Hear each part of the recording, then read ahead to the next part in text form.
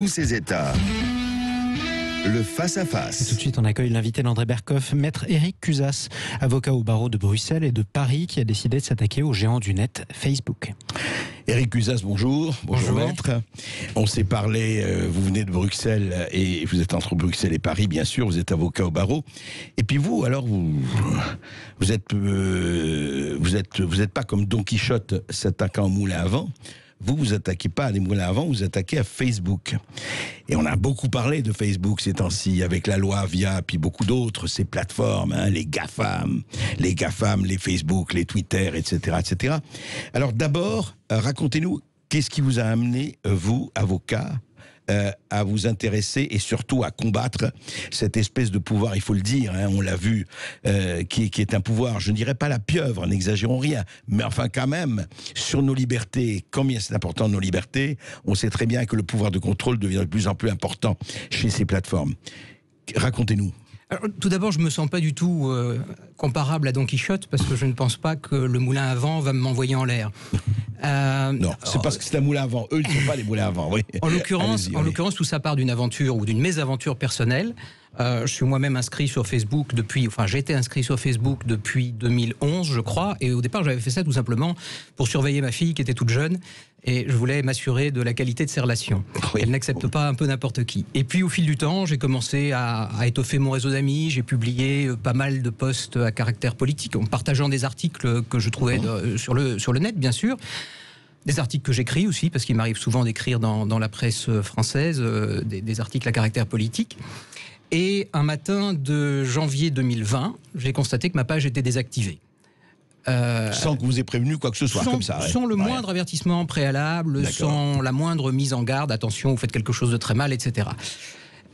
Et on m'a dit que ma page méconnaissait les standards de la communauté. Alors je me suis dit, qu'est-ce que c'est que ça, les standards de la communauté?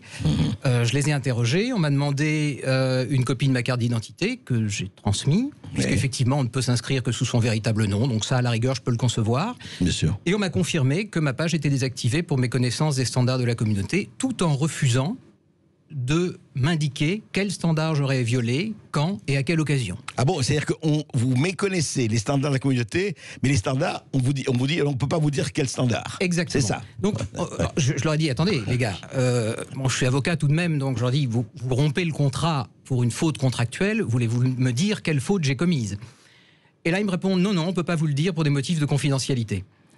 Alors là, évidemment, la fumée m'est sortie par les oreilles, puisque je suis et avocat et très attaché à la liberté d'expression. Et je leur ai dit, vous êtes tombé sur le mauvais pèlerin, parce que je vais vous voler dans les plumes. Et je les ai donc assignés en Belgique, puisque je suis domicilié en Belgique, quoique français. Et je les assigne à Paris pour un jeune journaliste français auquel la même mésaventure est arrivée le 22 mai, page désactivée, sans explication, sans justification. Et je suis aussi certain que ce jeune journaliste n'a rien publié comme contenu qui puisse inciter à la haine, à la violence ou appeler au terrorisme, que je suis certain de ne pas l'avoir fait moi-même. Alors on va continuer à en parler après cette petite pause, maître Éric Cusas, parce que effectivement, cette histoire elle peut arriver à n'importe qui, et c'est quand même assez grave. Et nous sommes toujours avec maître Éric Cusas, avocat au barreau de Bruxelles et de Paris, qui est à la fois essayiste, qui écrit effectivement dans la presse, et qui a attaqué effectivement pour son compte, pour un compte d'un journaliste aussi, Facebook. Oui, rien moins que Facebook. Mais je voudrais qu'on continue sur par rapport à notre conversation, maître Cusas. Donc, vous leur avez dit, on vous a dit non, il n'y a pas de problème, vous les avez assignés. Qu'est-ce qui s'est passé ensuite, alors? Maintenant, la procédure va être introduite. Vous les avez assignés quand? Il y a combien de temps? Il y a quelques mois? Je les ai assignés, non, il y a quelques semaines. En fait, mon assignation était prête juste avant le confinement. Oui, et puis évidemment, tout s'est arrêté, les études d'huissier ne fonctionnaient plus, etc. Donc les choses ne sont reparties tout doucement qu'à partir de la mi-mai. Et les assignations sont entre les mains des huissiers et seront introduites dans les semaines qui viennent. Sachant que, comme nous devons assigner Facebook Irlande, on a un délai de distance d'un mois avant que les affaires soient introduites. Comment ça fonctionne Facebook? C'est-à-dire qui décide, par exemple? C'est intéressant de voir, parce que vous avez étudié la machine, j'imagine, et quelle machine, hein, des milliards de gens y sont. Comment ça fonctionne? Qui dit, qui vous envoie, pardon, les trucs, vous ne correspondez pas aux critères, etc. Alors, comment ça fonctionne? Vous allez recevoir un mail En réalité, le jour où on va désactiver votre page, Oui. vous allez recevoir, vous allez interroger la plateforme et vous allez recevoir un mail d'un type qui en général est fictif. La personne qui est censée signer le mail n'existe pas. C'est un algorithme En réalité, la plupart du temps, la première couche, c'est l'algorithme. Donc c'est l'algorithme qui décide si tel ou tel mot, telle ou telle photo est acceptable sur la plateforme. Et si elle ne l'est pas, ça ne débouche pas nécessairement sur la suppression de la page. Ça peut déboucher sur la suppression de la publication, voire dans certains cas sur une sanction, c'est-à-dire une interdiction de publier faite à l'utilisateur pendant un certain nombre de jours.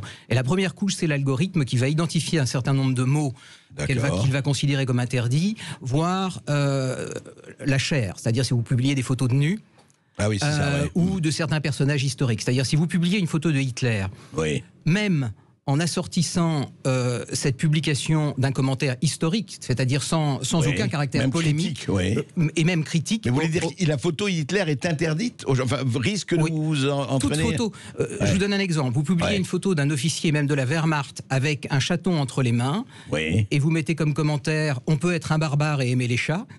Hein, on peut être un barbare et aimer les fleurs comme dans Astérix. Eh bien, vous êtes censuré. Vous êtes censuré.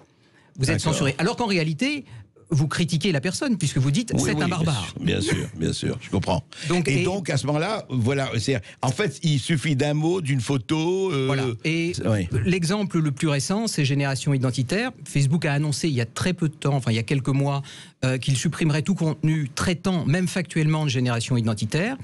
Et de fait, je connais des personnes dont les publications ont été supprimées, qui ont été interdites de publication pour avoir simplement partagé des contenus de médias mainstream traitant factuellement de Génération Identitaire, donc valeurs actuelles, causeurs, etc. Mais alors donc, attendez, donc ça veut dire, Maître Cusas, que Facebook peut décider de lui-même d'interdire telle ou telle chose, même si, enfin, Génération Identitaire, on peut aimer ou détester, mais ce ne sont pas des néo-nazis appelés à massacrer. Mais surtout, et je suis d'accord avec vous, et moi, je ne suis pas personnellement fan de cette organisation, mais il reste qu'elle n'est pas interdite par la loi. Bien sûr.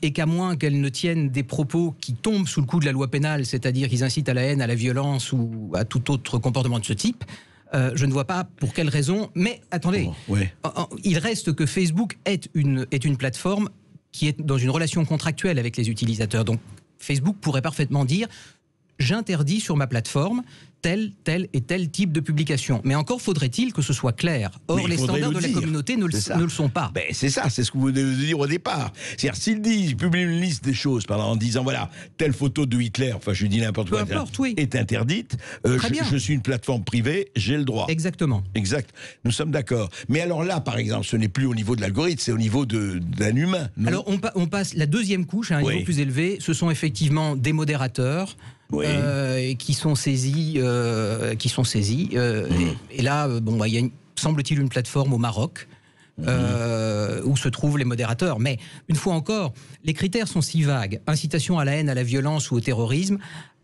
qui décide du moment à partir duquel un propos constitue une incitation à la haine. Parce qu'on a tous en tête des cas extrêmes.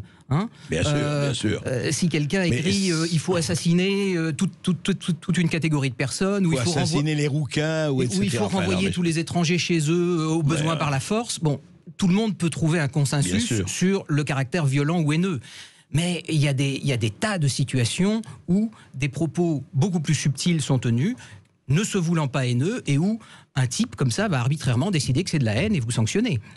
Mais alors, justement, là, est-ce qu'on sait les plateformes? Il y a une plateforme au Maroc, est-ce qu'il y en a un peu partout? Est-ce qu'on sait les modérateurs, ou enfin là aussi, c'est silence radio ou brouillard total? On ne sait pas grand-chose, mais on ne sait pas. Les modérateurs pour l'Europe sont au Maroc, à ma connaissance. Je suis bien persuadé qu'aux États-Unis, ils sont aux États-Unis. D'accord. Mais les États-Unis, c'est une situation un peu différente, puisque en réalité, Facebook est beaucoup plus tolérant aux États-Unis du fait du premier amendement de la Constitution qui garantit une liberté d'expression presque totale. Oui, pratiquement, enfin totale. Mais alors justement, pour revenir à ça, quelle est la possibilité, par exemple, mettons, vous dites vous-même, je suis sûr qu'il y a eu des milliers de gens en France, pour ne parler que d'elle, mais en Europe, qui ont été effectivement soit censurés, soit désactivés, etc. Est-ce qu'il y a, on ne sait pas combien, on n'a pas les chiffres, mais est-ce qu'il y a une possibilité qu'ils se regroupent? Est-ce que c'est possible? Je dis ça pour nos auditeurs, pour ceux qui ont eu... Bien sûr, on pourrait l'envisager.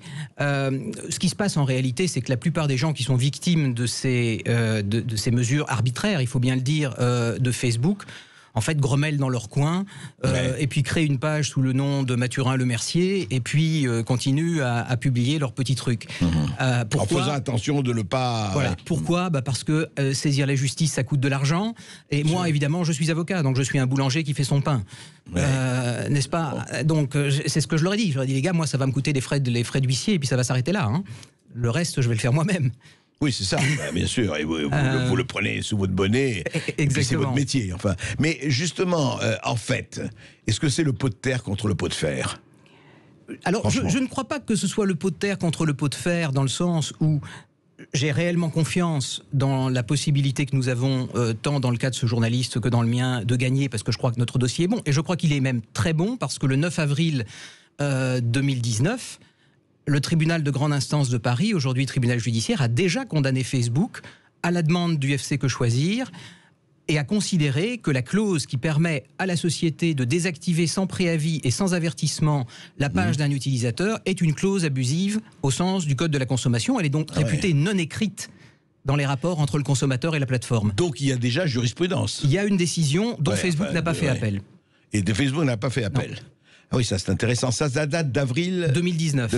Et c'est une décision qui est capitale, parce qu'elle fait 293 pages. Enfin, c'est un jugement énorme. Ça a pris des années à mettre cette affaire en état. C'est pas moi qui m'en suis occupé. C'est un de mes confrères, et qui a été très brillant, en l'occurrence, puisqu'il a obtenu une belle victoire. Donc, effectivement, c'est possible, mais c'est très intéressant de savoir cela, parce que, effectivement, la plupart des gens ignorent, beaucoup de monde utilise Facebook aujourd'hui, et ils ne savent pas, parce que c'est vrai que ce côté désactivé, moi, c'est ça qui m'a le plus frappé, quand on en a parlé avant, Maître Cusas, c'est le côté de dire, on vous donne pas, voilà, vous êtes désactivé. Et puis surtout, on vous explique pas. Oui, c'est ça. On vous dit pas. Moi, une fois encore, j'ai pris cet exemple. J'ai publié une tribune dans le Figaro il y a 15 jours, 3 semaines. J'ai pris cet exemple qui me paraît parlant. C'est comme si un tribunal correctionnel vous disait, je vous condamne pour avoir transgressé la loi, mais je ne vous dirai pas quelle loi vous avez violée, ni quand et à quelle occasion. Et ça va pas. C'est bien sûr que ça va pas. Restez avec nous, Maître Cusas. Après les informations, nous allons avoir les auditeurs du Sud Radio.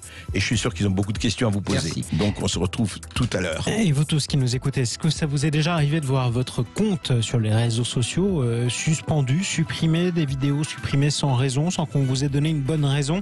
Tiens, venez nous appeler 0826 300 300. Qu'est-ce qu'il faut effectivement autoriser sur les réseaux sociaux et qu'est-ce qu'on n'a pas le droit d'interdire, tout simplement? On vous donne la parole de 13h à 14h en compagnie d'André Berkoff et de son invité, Maître Éric Cusas, qui s'attaque à Facebook. À tout de suite sur Sud Radio.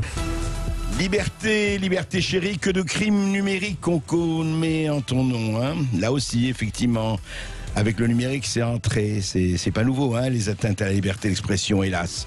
Mais là, ça prend un nouveau tour. Et d'ailleurs, avec Maître Éric Cusas, je voudrais qu'on parle un tout petit peu de cette loi Avia qui a été retoquée par le Conseil constitutionnel.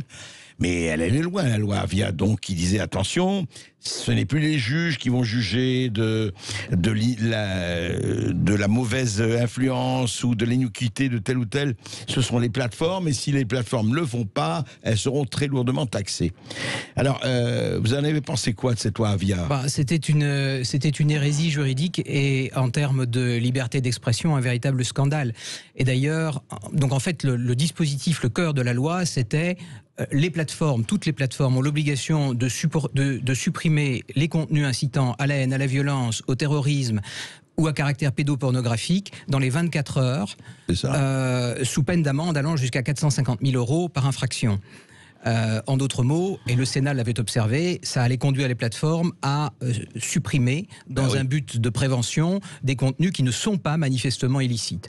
Et le Sénat l'avait remarqué, avait supprimé le cœur du dispositif de la loi Avia, mais lorsque le dossier est revenu, la proposition de loi est revenue à l'Assemblée nationale, l'Assemblée nationale, à majorité La République En Marche, a réintroduit ce dispositif que le Conseil constitutionnel, très logiquement, a censuré. Donc elle a été vidée de sa substance, cette loi. Et ce que l'on oublie, je vous le disais tout à l'heure hors antenne, ce que l'on oublie, c'est qu'avant même cette loi Avia existait déjà une loi sur la confiance dans l'économie numérique qui permettait aux gens qui s'estimaient heurtés par une publication de dénoncer cette publication aux plateformes, les plateformes n'ayant pas l'obligation de supprimer les publications, mais pouvant le faire. Et si elles ne le faisaient pas, alors la personne offensée pouvait s'adresser à la justice et au moins on avait un débat judiciaire. Oui, c'est ça. Au moins le juge était dans la boucle, alors qu'avec la loi Avia, le juge n'était plus dans la boucle. N'était plus dans la boucle. C'est ça. C'est quand même important.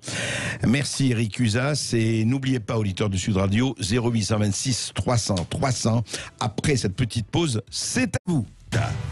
Et dans tous mes états, dans tous nos états, auditeurs de Sud Radio, avec nous tous ici, et avec évidemment l'avocat Eric Cusas qui nous a parlé de son combat contre Facebook, en tout cas pour la liberté d'expression et contre les empêchements par les plateformes.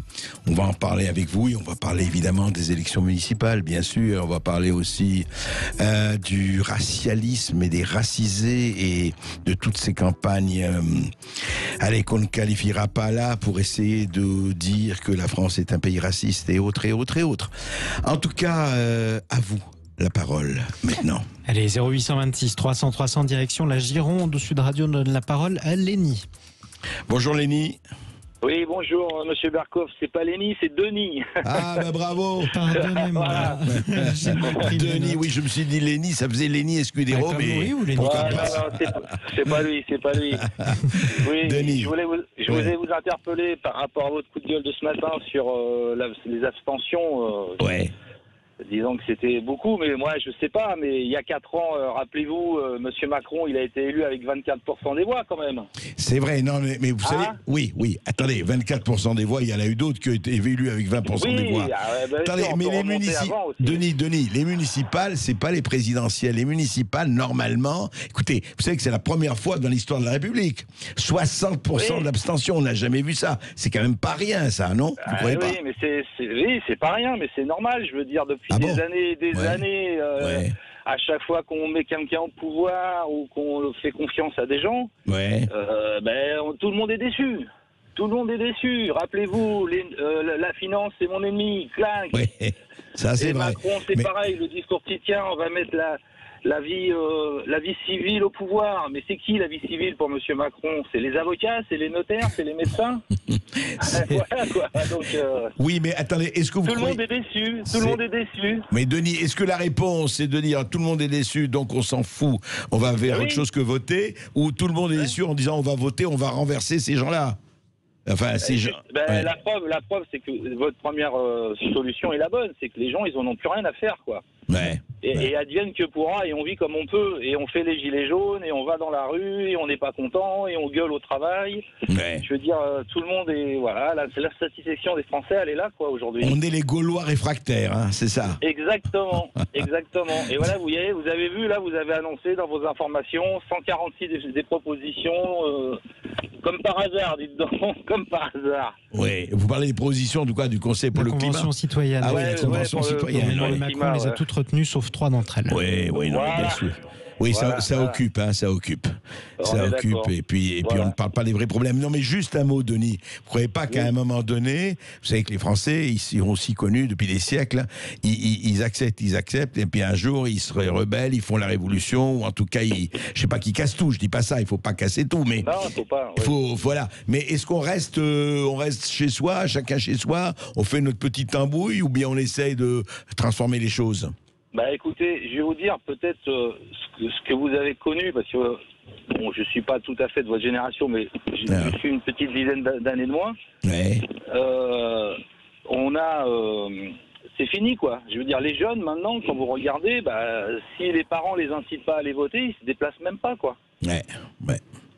Moi, j'ai des enfants, je leur ai dit, alors bon, j'ai ma grande fille qui m'a fait sa procuration, mais bon, la petite, il a fallu lui dire, si, tu viens voter, quoi. Elle voulait pas.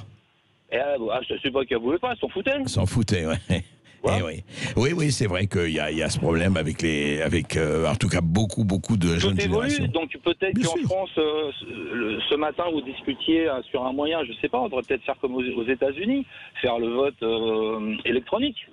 Que les gens n'aient pas besoin de se déplacer. Je sais pas. Peut-être revoir d'autres moyens de. Oui, parce que ça me paraît pas bien, honnêtement. Ça me paraît pas bien de laisser. Ou alors, on dit la démocratie représentative, on s'en fiche, allez, ça a fait son temps, et puis il faut faire autre chose. Mais les référendums, ça n'existe plus, personne ne veut plus en faire, en tout cas en France, on l'a vu. Voilà. Donc, voilà. Sauf que je vais vous dire, la seule chose, Denis, c'est que, et que ça se soit pour hier, aujourd'hui et demain, si vous vous occupez pas de politique, la politique, elle s'occupera de vous. Et y compris dans votre vie quotidienne. Ça, c'est sûr. Ça, c'est sûr. Merci. Je vous remercie de m'avoir écouté. Merci, Denis. Merci et bonne journée à vous, Denis, du côté de la Gironde. 0826 300 300, on part dans la Drôme. On retrouve Alexandre. Alexandre, bonjour. Oui, bonjour à toute l'équipe. Bonjour. Je voulais juste vous dire, en préalable, il faut éviter de faire 2 ou 3 sujets qui sont passionnants, les 3. Ah bon? On ne sait plus sur quoi répondre.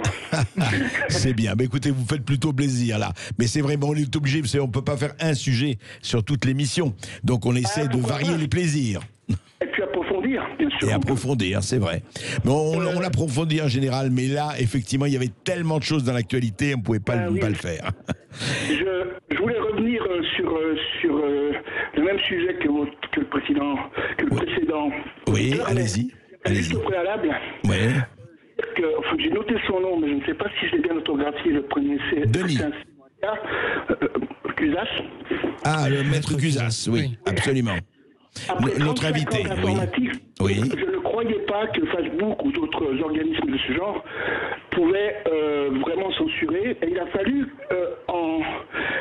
en décembre 2018 et janvier 2019, quand j'ai modéré 2 groupes de gilets jaunes sur Facebook, où je me suis pris en pleine poire, effectivement, moi qui n'y croyais pas, des suspensions de plusieurs jours, plusieurs fois, une semaine même. Ah ouais. Heureusement que je sais comment contourner tout ça, mais puisque c'est mon métier informatique quand même, même si j'ai 60 ans. Donc il a tout à fait raison, et sur la manière dont ça fonctionne, dont c'est géré, effectivement, il a raison aussi, et ça va même encore beaucoup plus loin. Avant d'atteindre, de toucher une personne, il y a pas mal de niveaux, ou de faux niveaux même. Voilà. C'est-à-dire, attendez, dites, parce que Eric Cusas va vous répondre, c'est bien, mais quand vous dites avant de toucher une personne, il y a d'autres niveaux, c'est-à-dire... Oui. Enfin, il n'y a pas que 2 ou 3 niveaux. Hein. Dans le support informatique, il y a un support de 1er, 2e et 3e niveau. Là, pour Facebook, Twitter et compagnie, avant de toucher une personne, parfois, ça va entre 6 et 8 niveaux. Ah ouais. Ah oui. On croit que l'on tombe sur des personnes, que ce sont des personnes qui nous répondent, mais pas du tout en fait. C'est des systèmes qui se renvoient entre la balle avant de toucher une personne. Et en plus, ce qu'il faut savoir aussi, je l'ai vécu, c'est qu'à partir du moment où vous êtes entre guillemets censuré, c'est peut-être pas le terme exact, quoique, est suspendu pour 24 heures, 48 heures, une semaine. Ensuite, vous devez, je pense, être dans une liste parce que il suffit que vous publiez, même si vous avez d'autres pages. Hein. Moi, j'ai ma page en nom propre, et ensuite j'en ai 6 ou 7 sur des sujets très différents qui vont de la chasse à l'arc à la pêche à la mouche ou à la astronomie, etc. Et des groupes. Il vous suffit de publier sur l'une de ces pages-là, par exemple, une photo d'un enfant très jeune, nu, malfamé, avec un texte en relation avec la famine dans le Sahel, par exemple, où vous êtes immédiatement censuré, votre photo est supprimée pour raison de nu. Alors que ça n'a rien à voir avec le nu. Bien sûr. Le sujet. D'accord. C'est comme si vous étiez sous l'œil de Facebook, quoi. Oui, je comprends. L'œil, c'est l'œil d'Orwell, l'œil Big Brother is watching you. C'est un peu ça. Eric Cusas. Oui, vous avez tout à fait raison. D'ailleurs, à propos de ce petit enfant, il y a une anecdote qui est connue sur Facebook, c'est que L'origine du monde de Gustave Courbet a été censuré un certain nombre de fois, alors que c'est un tableau que tout le monde peut voir au musée d'Orsay. Et vous avez raison aussi de dire que ce sont il y a différents niveaux, que ce sont des personnages fictifs, je l'ai dit d'ailleurs dans l'entretien tout à l'heure, qui nous répondent, on leur donne des noms d'emprunt, c'est le cas de le dire, et plus vous leur posez des questions compliquées, plus vous réalisez qu'ils n'existent pas, puisqu'ils ne répondent jamais à votre question. Vous recevez à l'infini le même message, c'est-à-dire on ne peut pas vous répondre ou vous dévoiler le motif pour lequel votre page a été supprimée pour des motifs de confidentialité. Et vous parliez des Gilets jaunes. On m'a dit également qu'à l'époque des Gilets jaunes, des pages entières ont été supprimées à la demande d'une autorité de l'autorité gouvernementale. Française, en l'occurrence. Oui. Française, en l'occurrence. Alors, bon, je n'ai pas pu le vérifier par moi-même, mais je le tiens de source relativement sûre, ce qui m'a conduit, moi aussi, à demander, lorsque ma page a été supprimée, si elle avait été supprimée d'initiative par la plateforme, sur dénonciation d'utilisateurs, et dans ce cas-là, je voulais connaître la nature des dénonciations, pas le nom des dénonciateurs, bien sûr, mais au moins pour pouvoir me défendre. Et j'ai demandé à savoir si c'était le cas échéant à la demande d'une autorité gouvernementale, pour le simple motif que je l'ai dit tout à l'heure, je publie beaucoup dans la presse politique et pas forcément des propos, je ne tiens pas forcément des propos favorables à M. Macron. Alors justement, est-ce qu'il vous a été répondu? Jamais. Ça jamais. On vous a jamais répondu. On m'a toujours opposé la même phrase stéréotypée, motif de confidentialité, on ne peut rien vous dire. Donc là-dessus, quand vous avez demandé par qui, que quoi, rien. Refus absolu. D'accord. Et pire encore, peut-être, et c'est un point intéressant pour ceux qui sont victimes de cette désactivation, 2 points. Tout d'abord, j'ai demandé qu'on me restitue, qu'on me donne un accès au minimum à ma page pour reprendre possession des contenus qui sont couverts par un droit de propriété intellectuelle. Il s'agir de photos de famille, d'anecdotes familiales, de textes que j'aurais publiés sur Facebook mais pas dans la presse.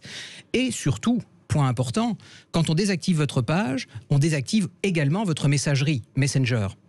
Ah oui. Donc vous perdez, dans mon cas, j'ai perdu 8 ans de correspondance. Mais vous savez que c'est une infraction pénale, punie par la loi, punie par le code pénal. Votre Messenger est désactivé. Est désactivé, mais le détournement de correspondance est une infraction pénale.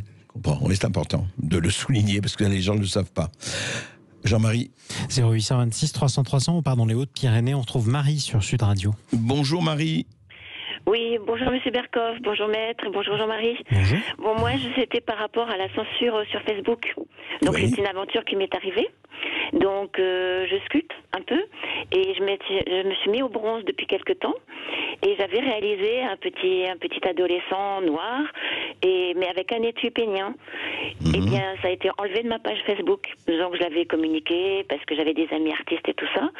Eh bien, ça a été enlevé. Alors, je me suis adressée à un ami. C'était une sculpture, c'est une photo de sculpture, oui. c'est ça? Non, oui, en fait, c'est une sculpture que moi j'avais faite. C'est ça, j'ai compris. Ouais. Voilà, donc je l'avais mis pour partager avec mes amis et puis avec des gens avec qui je travaillais. D'accord. Et donc, elle a disparu pendant un jour. Donc je me suis adressée à quelqu'un qui connaissait super bien l'informatique. Alors je ne sais pas ce qu'il a fait, mais au bout de 2 jours, la photo est revenue. Voilà. Donc sans autre explication. Je ne savais pas je ne savais pas du tout qu'il y avait des censures Facebook à ce point.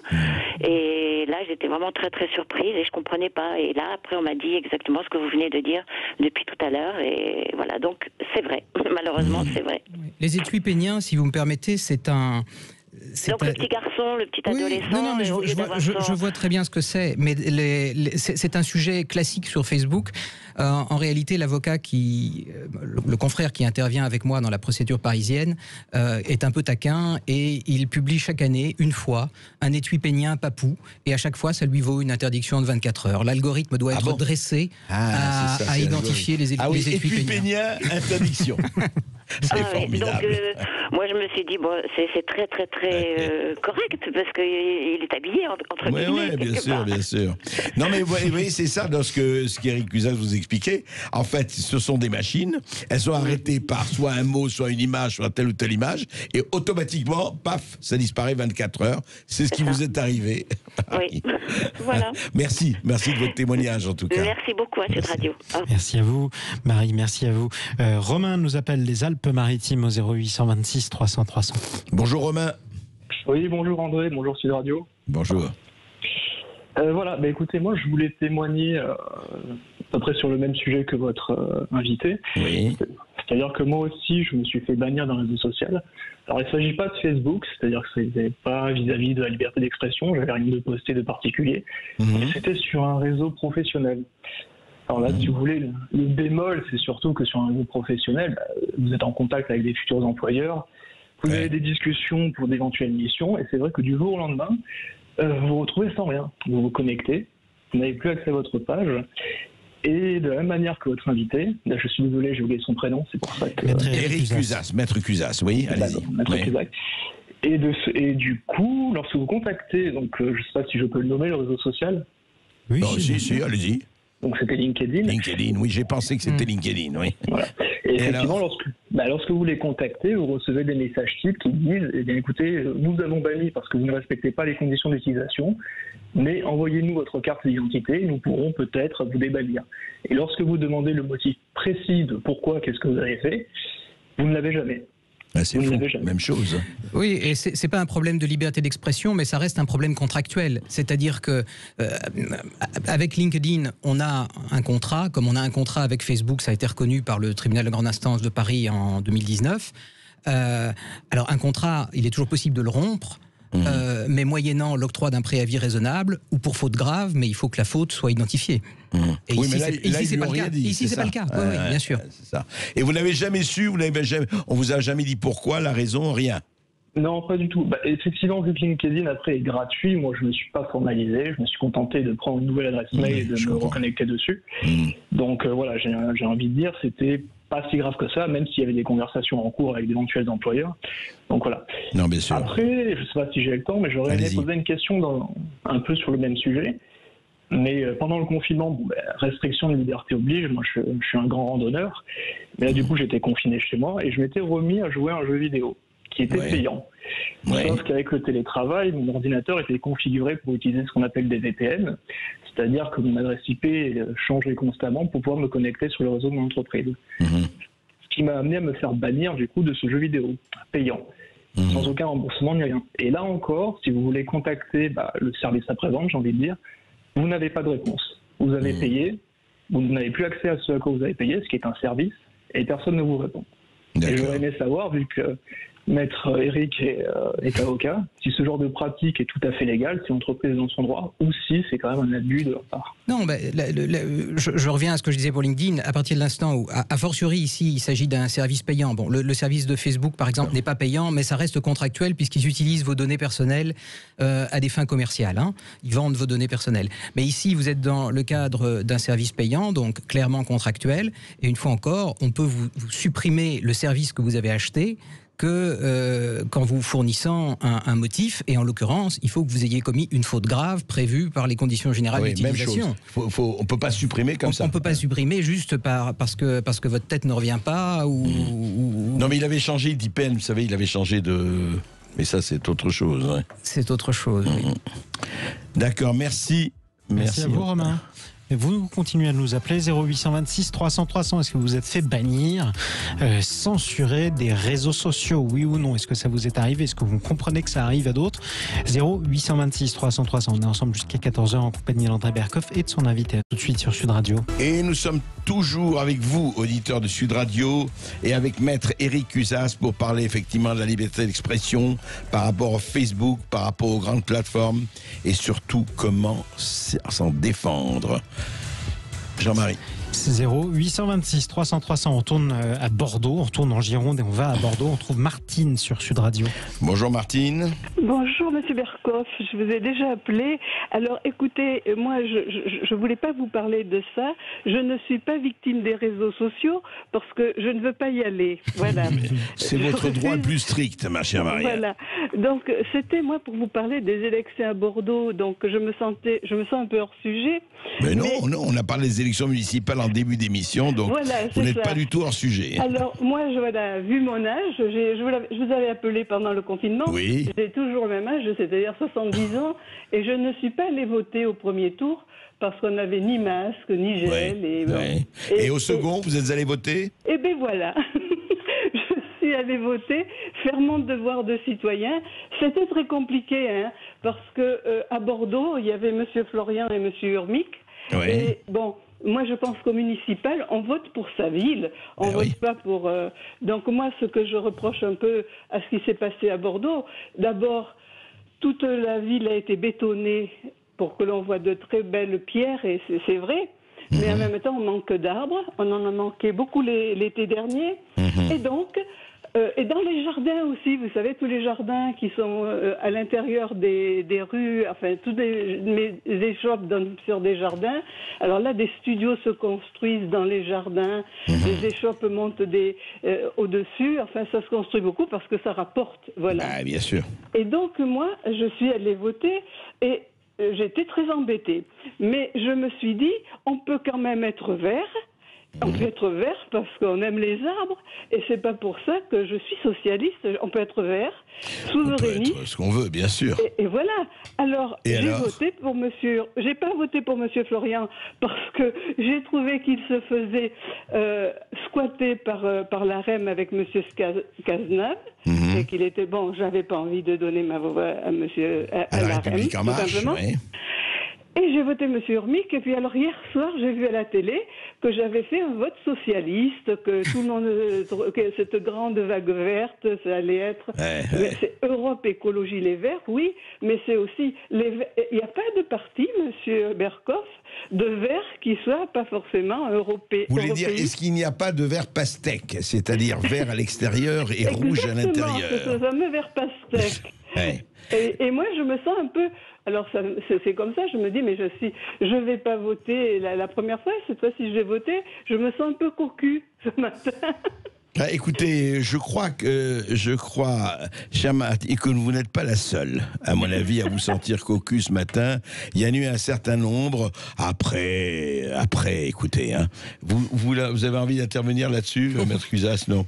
Ben oui, c'est pas le sujet. Non, moi, simplement, ce que je voulais vous dire là-dessus, c'est que moi, ce qui m'a encore une fois le plus choqué, je le dis, c'est que il y a quelque chose à faire. Je ne sais pas si c'est une prime, un vote obligatoire ou autre. Vous êtes allé voter, c'est très bien.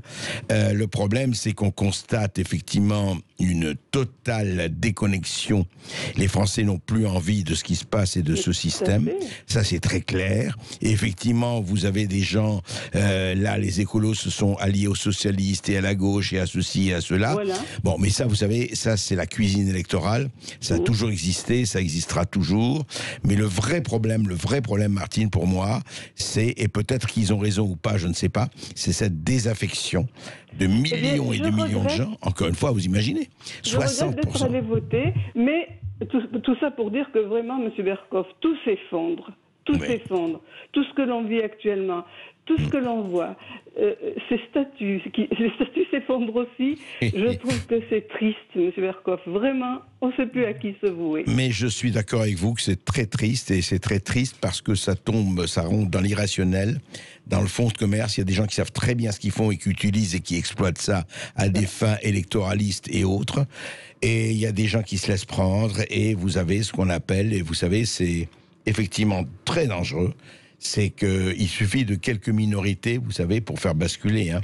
C'est ce que je disais au départ. Le vrai problème avec l'abstention, c'est qu'aujourd'hui, il suffit de flatter telle ou telle communauté, telle ou telle association, telle ou telle autre, pour faire basculer. Il suffit de 5000 personnes. Quand vous êtes très peu à voter, et que c'est un système majoritaire, eh ben, il suffit de quelques déplacements de milliers de voix pour faire basculer une ville, et après on paye les pots cassés, et c'est dangereux. Merci beaucoup, Martine. Et bonne journée. Du côté de Bordeaux, on part à Aix-en-Provence. On retrouve Mireille au 0826 300 300. Mireille, bonjour. Oui, bonjour Monsieur Berkoff et bonjour Monsieur l'avocat. Je souhaitais intervenir très rapidement concernant Facebook. Oui. Moi, je suis rien, ni personne, ni politique, ni rien, absolument rien. J'ai ouvert un compte Facebook pour retrouver des camarades de classe de ma génération. Oui. Et au bout d'une semaine, je suis déconnectée. On me dit « Ah, vous ne satisfaisez pas aux critères de notre réseau. » Mais quels critères, mais quoi, mais comment? Je n'ai pas mis de photos, je n'ai pas mis de discours, je n'ai pas mis de pub, je n'ai rien mis.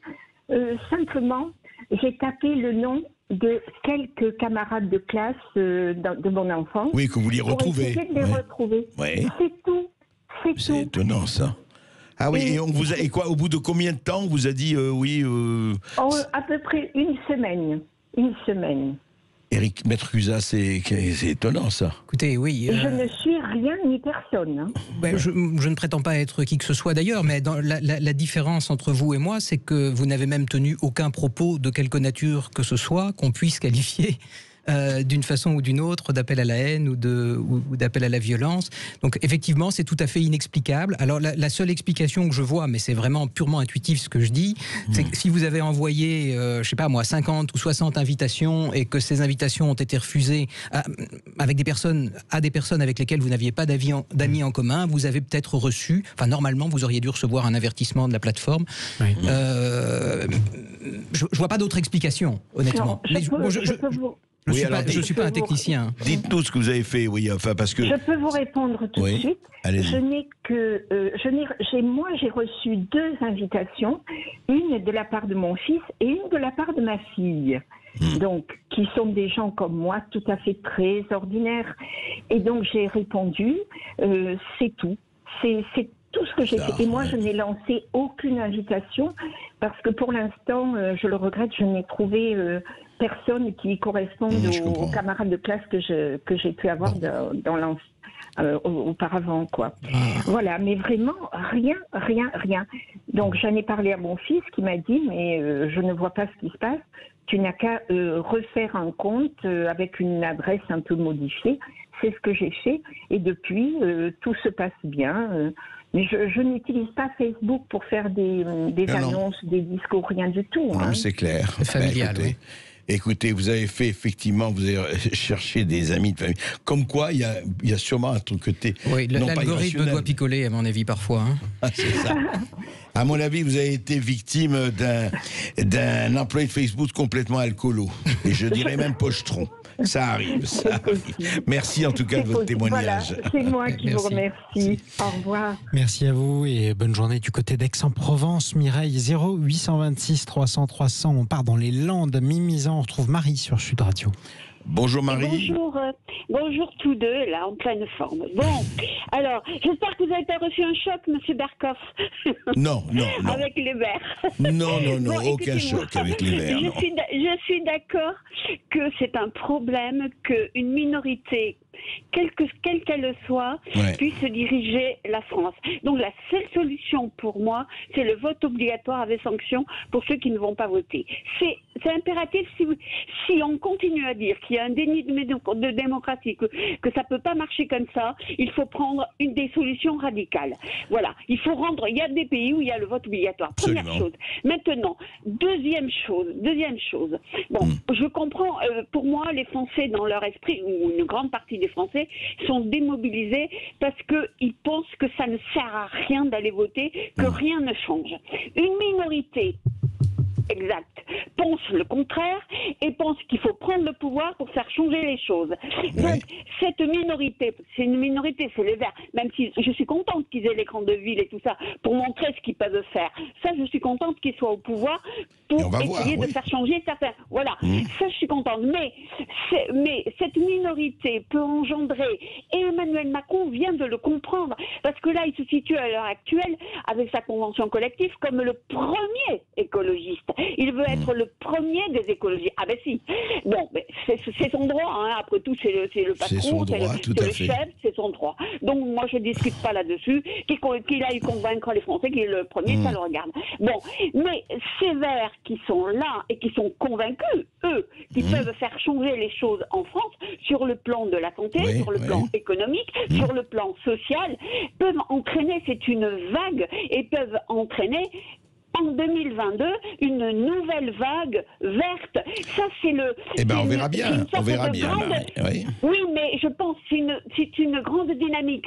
Et je suis, moi, intimement, c'est pas que je le veuille, mais je sais pas, j'ai le sentiment qu'ils seront quand même au deuxième tour, ces gens-là. Ils y seront. Donc, bon, les Français... Au deuxième tour des présidentielles, vous voulez dire, c'est ça? Il y aura un candidat vert au second tour de la présidentielle.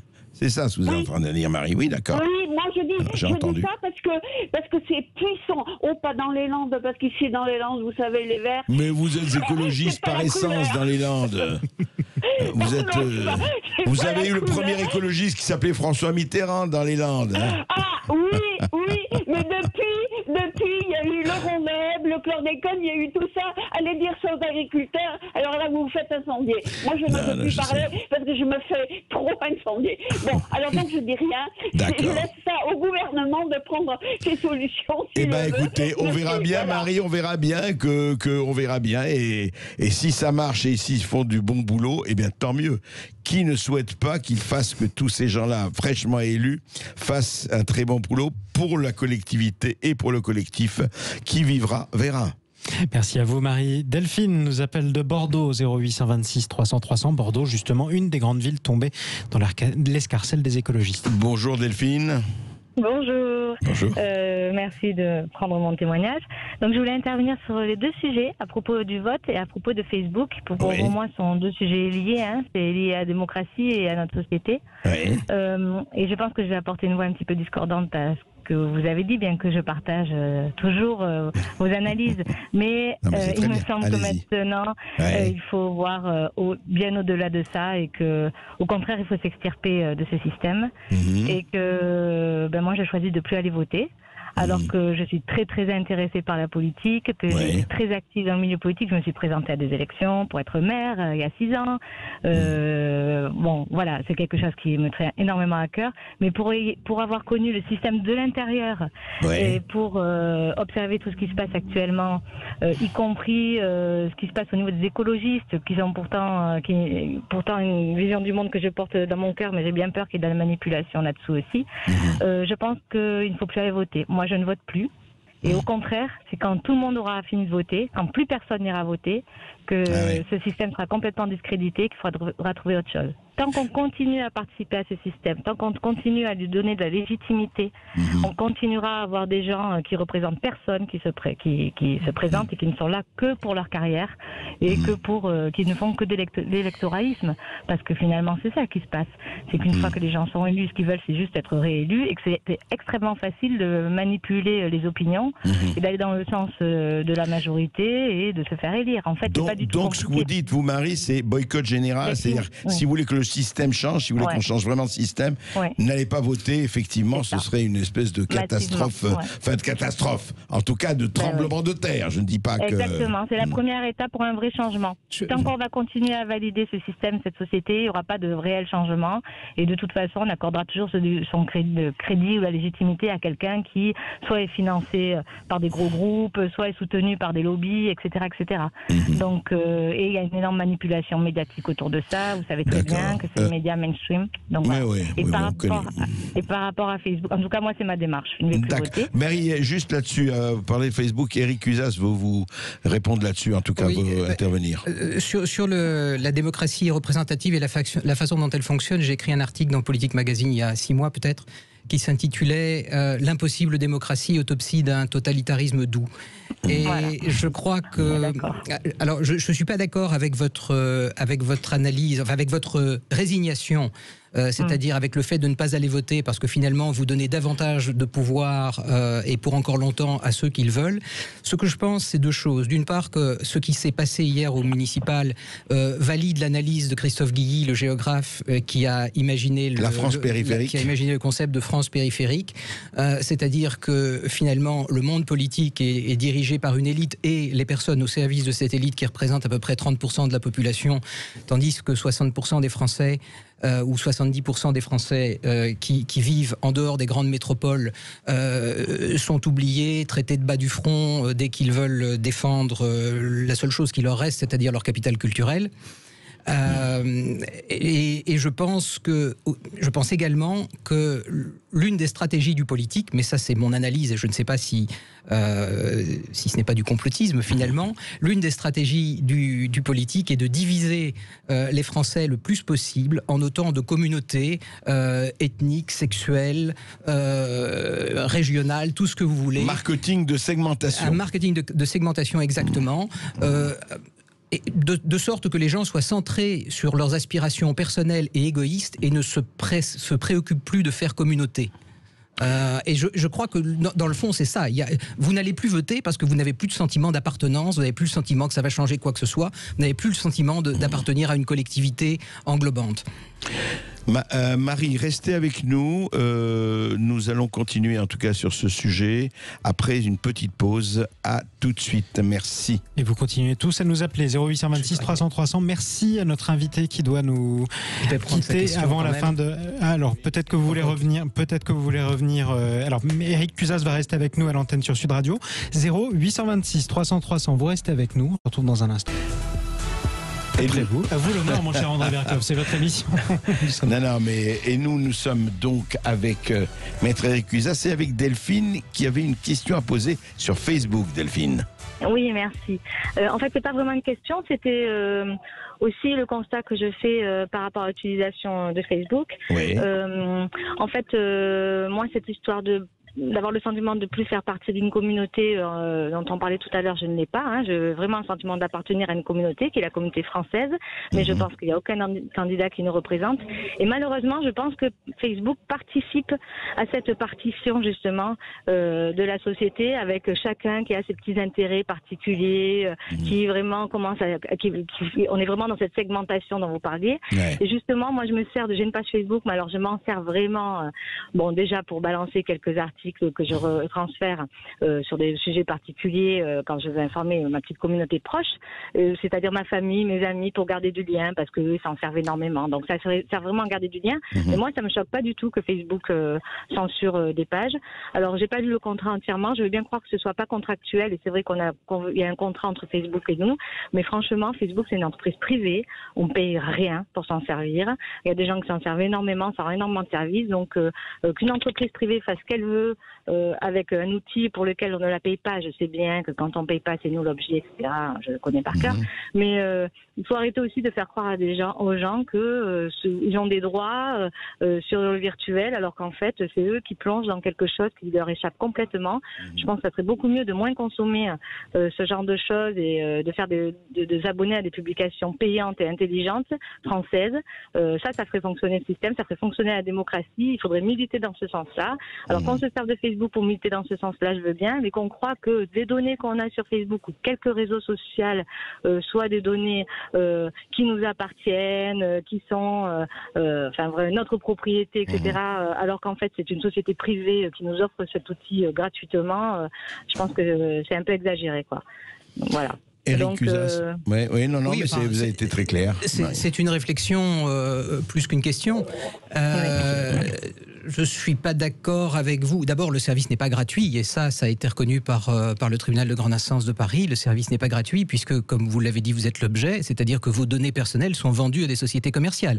Si vous allez demain sur Google chercher à trouver une Renault Espace d'occasion, après-demain, sur Facebook, vous aurez 10 propositions de Renault Espace d'occasion qui vont défiler sur votre fil d'actualité. Donc vous êtes vendu, vous êtes l'objet au sens propre de ce contrat. Et un contrat, par hypothèse, en droit français, c'est synalagmatique, c'est-à-dire que ça comporte des obligations de part et d'autre.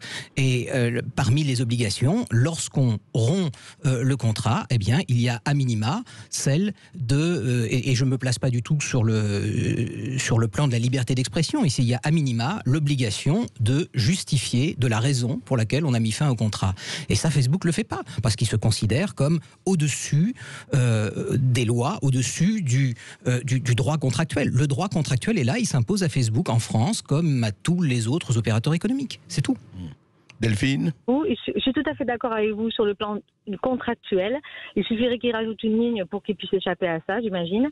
Mais en fait, vous savez très bien que la plupart du temps, les gens ne s'insurgent pas par rapport à ça. Ils s'insurgent parce qu'ils pensent qu'on leur doit cette liberté d'expression. Donc c'est vrai que d'un point de vue contractuel, vous avez raison, maître, de vous battre dans ce domaine-là, parce que c'est comme ça qu'il faut se battre avec ce genre de GAFA. Mais moi, je pense qu'il y a aussi un second moyen de se battre qui doit être associé au vôtre, c'est de moins les utiliser, de choisir des solutions alternatives, de ne pas jouer leur jeu et de ne pas donner, tout comme vous disiez, j'ai perdu des années de conversation sur Messenger, mais la moindre des choses, c'est soit de les sauvegarder, soit de communiquer par notre biais avec les gens, parce que c'est vrai que toutes vos communications, non seulement vous les avez perdues, mais en plus elles sont stockées quelque part, elles sont dans un énorme cloud à la disposition des gouvernements. Enfin, moi, tout ce jeu-là, je pense qu'il faut vraiment freiner, arrêter de jouer à ça, parce qu'on va en être les victimes. Même quand on se bat pour que Facebook ne ferme pas des pages, c'est aussi une manière contraire de se battre pour que Facebook garde dans le cloud toute notre vie privée, toutes nos données. Et ça, le danger, il est là. Moi, le danger, c'est pas que Facebook